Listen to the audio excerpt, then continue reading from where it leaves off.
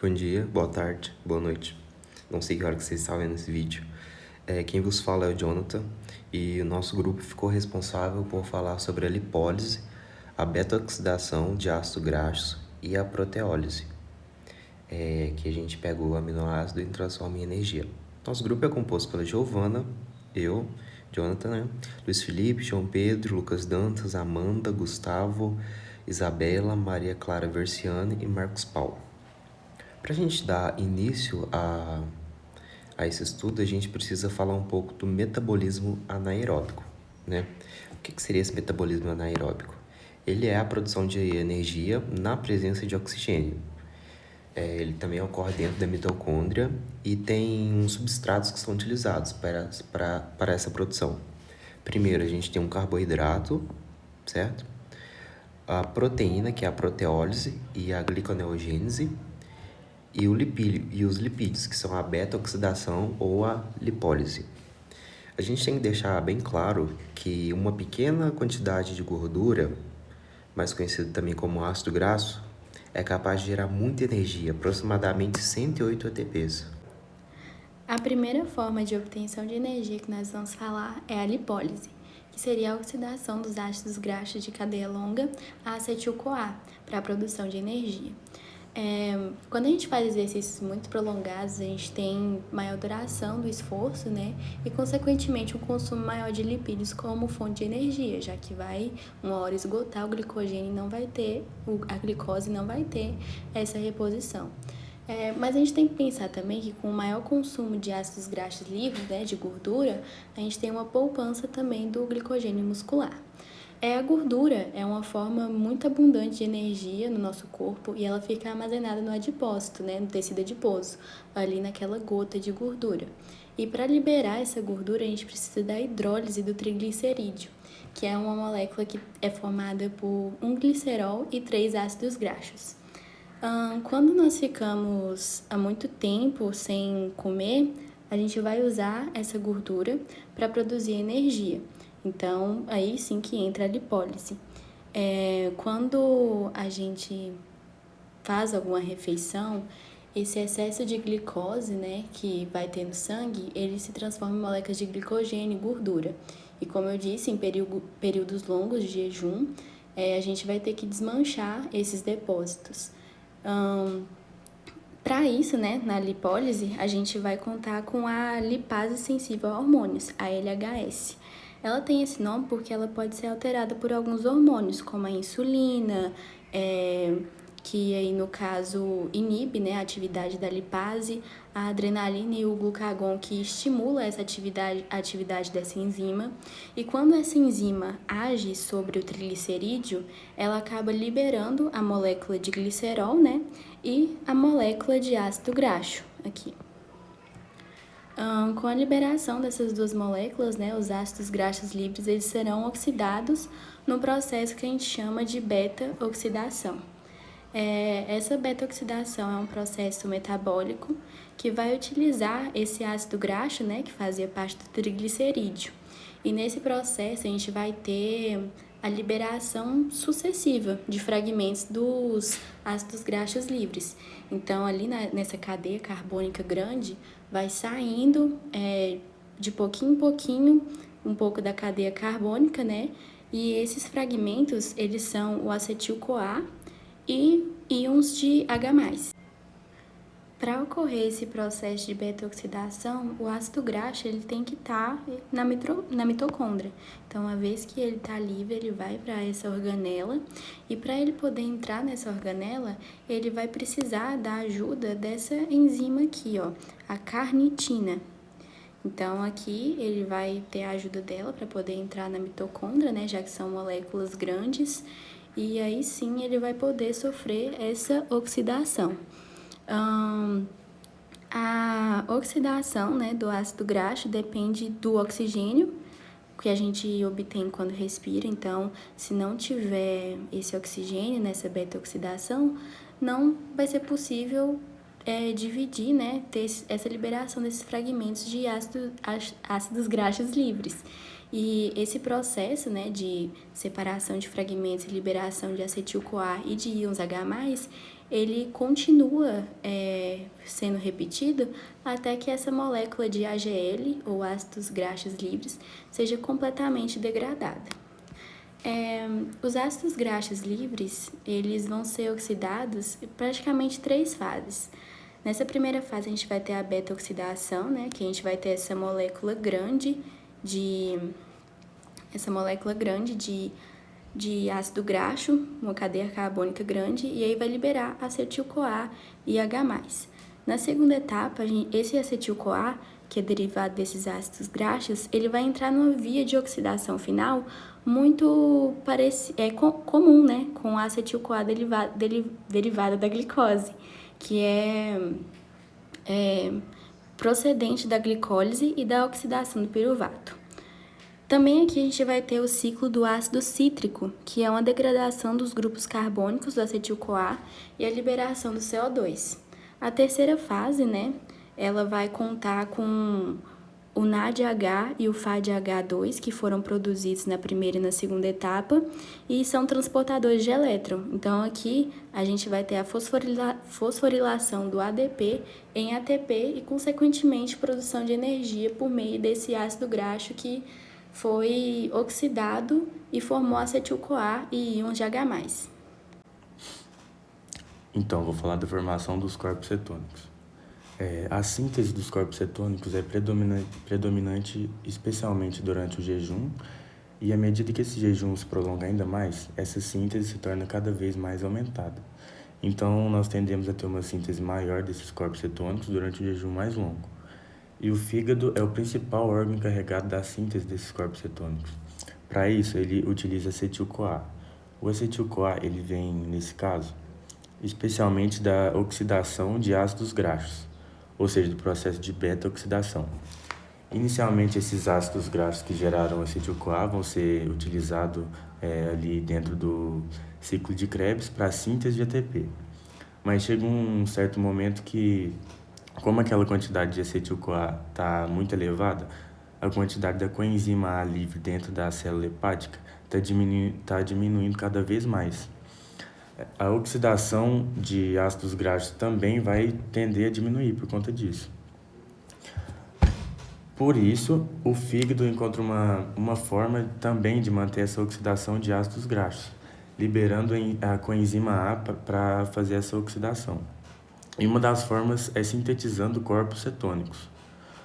Os corpos cetônicos passaram a ser combustíveis muito importantes, tanto para o músculo esquelético, músculo cardíaco, córtex renal, e vai se adaptar bem à utilização dessas moléculas como fonte de energia. Nesses tecidos extrahepáticos, o que vai acontecer basicamente? Esse caminho metabólico que eu estou mostrando aqui para vocês está sendo demonstrado o principal corpo cetônico presente e utilizado. Nós temos outros também, mas esse é o principal, que é o beta-hidroxibutirato, que é o mais prevalente, mais importante metabolicamente nesse sentido, que as nossas enzimas estão mais adaptadas a utilizar. Então, esse beta-hidroxibutirato, em tecidos extrahepáticos, a gente pode focar, por exemplo, no cérebro. O que vai acontecer então? Ele vai ser convertido em acetoacetado. Quem faz essa reação é uma desidrogenase específica, beta-hidroxibutirato desidrogenase, que é uma desidrogenação, é uma reação de óxido-redução. Alguém tem que estar reduzindo e alguém tem que estar oxidando, ou seja, uma reação de transferência de elétrons. Se está havendo uma transferência de elétrons, tem que ter um carregador eletrônico envolvido, nesse caso o NADH. Então os elétrons são retirados do hidroxibutirato, são transportados para o NAD+, que se converte em NADH. E o resultado desse processo de oxidação aqui é a formação do acetoacetado. Esse aqui. Além disso, o que mais acontece? O acetoacetato agora será convertido em acetoacetil-CoA.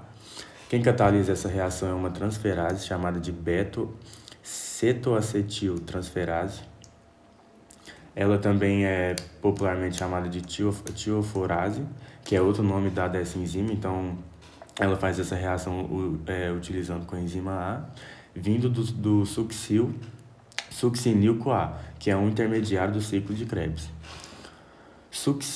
Succinil-CoA, sem a coenzima A, vira succinato.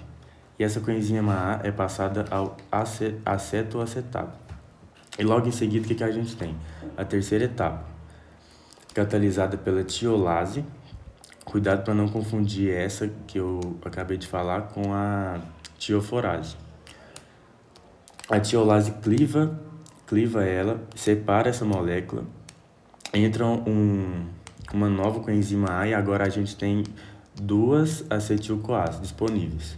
Por exemplo, no tecido cerebral, no tecido nervoso, no tecido muscular, entre outros. E o que vai acontecer com esse acetil-CoA? Ele vai entrar no ciclo de Krebs, formar carregadores eletrônicos, para que no final do processo ATP seja produzido nesses tecidos extrahepáticos. Então, se a gente pensar em termos hepáticos, essa oxidação de acetil-CoA vai estar diminuída, porque os intermediários do Krebs são utilizados para gliconeogênese. A outra via, então, diminui a oxidação de acetil-CoA no fígado. Porém, os outros tecidos continuam tendo condição de fazer essa oxidação de acetil-CoA durante o processo de jejum. Outra razão para isso, o fígado ele é capaz de sintetizar corpos cetônicos, mas ele não utiliza corpos cetônicos no jejum. Então, por essas razões, vale a pena o fígado fazer corpo cetônico, porque permite a continuação da beta-oxidação e lá acaba liberando coenzima A. Ao criar corpos cetônicos, esse fígado não consegue mais utilizar o corpo cetônico porque falta uma enzima importante nesse processo. Os tecidos extrahepáticos captam esse beta-hidroxibutirato, realizam essas etapas oxidativas, combinam com a formação de acetil-CoA, a fim de que o acetil-CoA possa ser utilizado no ciclo de Krebs e posteriormente para a produção de ATP. Dando continuidade ao trabalho e mudando um pouco a vertente da forma de obter energia, a gente vai falar da proteólise, como obtenção de energia por meio de aminoácidos.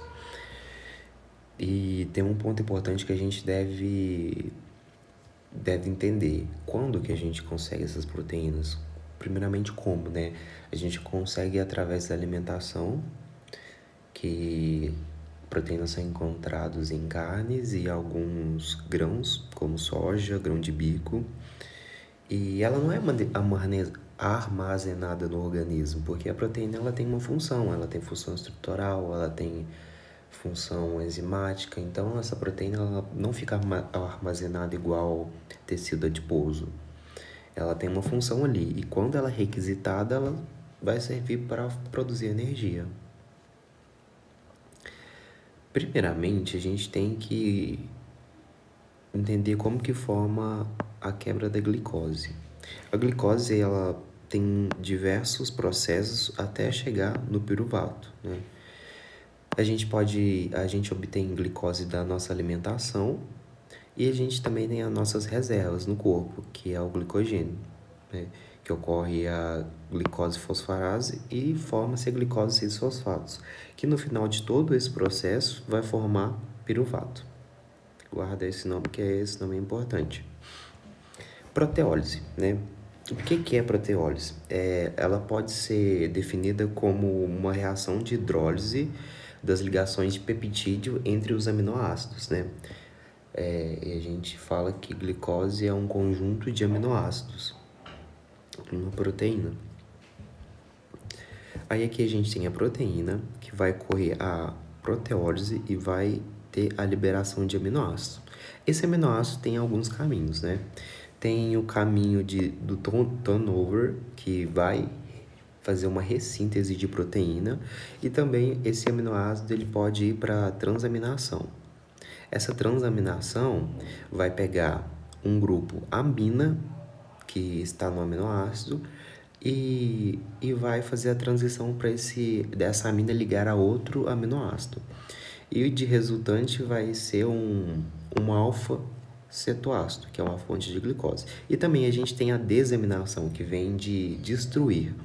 A gente pega esse grupo amina e acaba destruindo e gerando amônia, que essa amônia vai ser excretada pelos rins, né? Primeiramente vai passar pela transformação de amônia em ácido úrico. Aqui a gente pode ver a transaminação nessa imagem, que a gente pega um grupo amina e a gente tira esse grupo amina fazendo a transaminação. Aí a gente pode perceber que aqui já não tem o grupo amina que estava aqui, né? Então ela serve para essa proteólise, ela serve para gerar compostos não nitrogenados. Geralmente esses compostos nitrogenados são tóxicos e tem como produto glicose, piruvato, alfa-cetoglutarato. Então, a partir dessa transaminação ou desaminação, a gente forma esses compostos. E depois esses compostos são oxidados e formam o ADP. Aqui a gente explica melhor o aminoácido da alanina, que vai ser o exemplo que a gente vai dar de proteólise. A gente tem no aminoácido uma cadeia lateral formada por carbonos e hidrogênios, a cadeia amina, que é formada por hidrogênios e o nitrogênio, que é um composto tóxico para a gente, e uma cadeia de ácido, certo? Essa imagem aqui vai nos mostrar o ciclo da amina, né? Que é o próximo slide, o ciclo alanina-glicose. Então, o ciclo da alanina. Aqui vai ocorrer uma desaminação, uma transaminação. Essa transaminação vai se ligar, essa amônia vai se ligar ao piruvato e posteriormente vai se tornar alanina. A alanina sai do músculo, passa na corrente sanguínea e se liga ao fígado. Aqui ocorre uma desaminação. Dessa desaminação, o piruvato, juntamente com o glicogênio e a glicose, transformam isso em energia, transformam em glicose, corrijo. Essa glicose ela pode sofrer uma glicólise, produzindo energia. E um ciclo, né?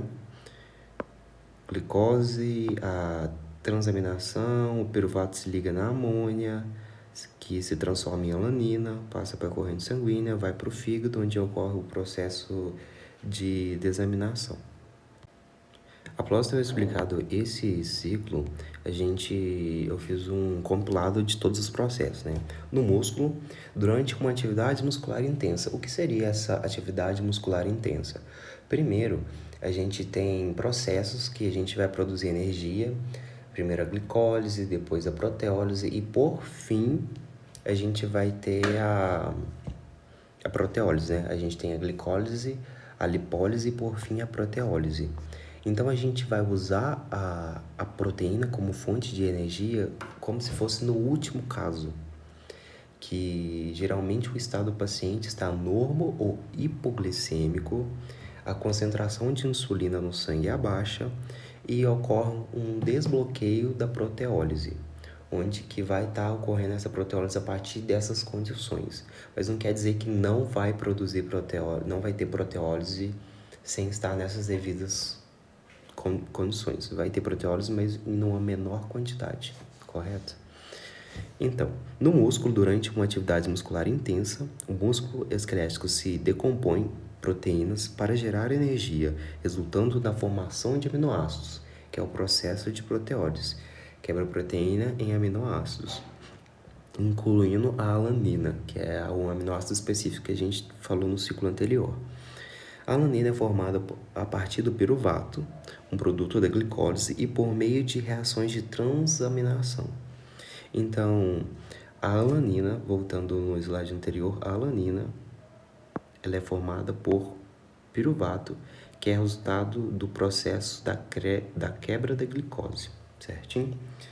E vai ocorrer um transporte para o fígado através da corrente sanguínea, e lá no fígado a alanina é convertida de volta no piruvato por meio de uma reação de transaminação, O piruvato, então, entra no processo da gliconeogênese para formar a glicose. Uma correção que eu devo fazer aqui, que eu disse que aqui ocorre uma desaminação. Pode ocorrer uma desaminação ou uma transaminação para que esse piruvato entre no processo de gliconeogênese. Essa gliconeogênese, ela ocorre no ciclo de Krebs, onde a gente vai produzir mais energias com compostos resultantes da quebra de proteínas. Por exemplo, nesse esquema, a gente tem um alfa-cetoácido. Esse alfa-cetoácido são subprodutos do ciclo de Krebs, onde que vai ajudar a produzir mais energias. Continuando, retorno ao músculo. A glicose recém-formada é liberada na corrente sanguínea pelo fígado e é transportada de volta para os músculos, onde pode ser utilizada como fonte de energia ou armazenar como glicogênio, certo? Então, esse é o processo de glicólise e obtenção de energia por meio de aminoácidos. A gente quebra a glicose para a gente obter o aminoácido. Não é uma fonte muito eficiente. O último caso é quando a pessoa está com jejum ou está sem aporte de outros tipos de energia e o corpo usa essa proteólise para obter uma forma de obter energia pelo corpo. Bom, agora eu vou explicar um pouco sobre a proteólise ali e o ciclo de Krebs, né? Como acontece ali a entrada no ciclo de Krebs, que seria basicamente o seguinte: acontece a proteólise, né? Seria a degradação das proteínas, que são degradadas por proteases em aminoácidos, basicamente. Após isso, acontece a desaminação, que seria esses aminoácidos resultantes da proteólise, eles sofrem desaminação, que seria a retirada dos grupos amino. Após isso, acontece uma conversão, que os esqueletos de carbonos restantes dos aminoácidos desaminados são basicamente convertidos em intermediários metabólicos, que aí podem entrar no ciclo de Krebs. Aí, dependendo da sua estrutura do esqueleto de carbono, esses intermediários podem ser o piruvato, que está aqui, acetil-CoA, pode ser também oxalacetato, fumarato, dentre outros. Aqui tem alguns. Aí acontece de fato a entrada no ciclo de Krebs, né? Que está aqui, que pode acontecer pelo piruvato, que pode ser convertido em acetil-CoA pela enzima piruvato desidrogenase. Também tem a acetil-CoA, que entra diretamente no ciclo de Krebs ao se combinar com oxalacetato para formar o citrato, dessa maneira aqui. Aí a gente já chega na produção de energia, que uma vez dentro do ciclo de Krebs, esses intermediários participam de uma série de reações que vai gerar o NADH, o FADH, o GTP e o ATP, que são utilizados na cadeia transportadora de elétrons para produzir ATP, que é a principal moeda de energia, né? Então, agora eu também vou falar sobre a outra parte, que é a lipólise, e como ela também entra no ciclo de Krebs. Basicamente é o processo pelo qual os triglicerídeos, né, armazenados no tecido adiposo, eles são quebrados em ácidos graxos livres e glicerol. Bom, primeiro acontece a degradação dos triglicerídeos, que durante a lipólise, os triglicerídeos são hidrolisados pelas lipases, que são as enzimas, né, em glicerol e ácidos graxos livres. Após isso, acontece o metabolismo do glicerol e também tem a oxidação dos ácidos graxos, né? Ácido graxo ele vai entrar aqui como acetil-CoA Mas, primeiramente, vamos falar sobre o metabolismo do glicerol. O glicerol ele vai ser convertido em G3P através de uma série de reações na via glicolítica. O G3P pode então ser convertido em piruvato aqui, que aí ele vai ser transformado em acetil-CoA, como eu já disse anteriormente, pela enzima piruvato desidrogenase, antes de entrar de fato no ciclo de Krebs, né? E agora também aí tem a parte dos ácidos graxos. A oxidação dos ácidos graxos vai ocorrer dessa maneira. Esses ácidos eles são transportados para a mitocôndria, onde vão sofrer a beta-oxidação. Durante essa beta-oxidação, os ácidos eles são degradados em unidades de acetil-CoA, dessa forma aqui, diretamente, formando uma molécula de acetil-CoA ali, de forma que essa beta-oxidação ela remove 2 carbonos dos ácidos, né? Formando a molécula de acetil-CoA. Assim, reduzindo os cofatores NADH+, em NADH, FAD em FADH2.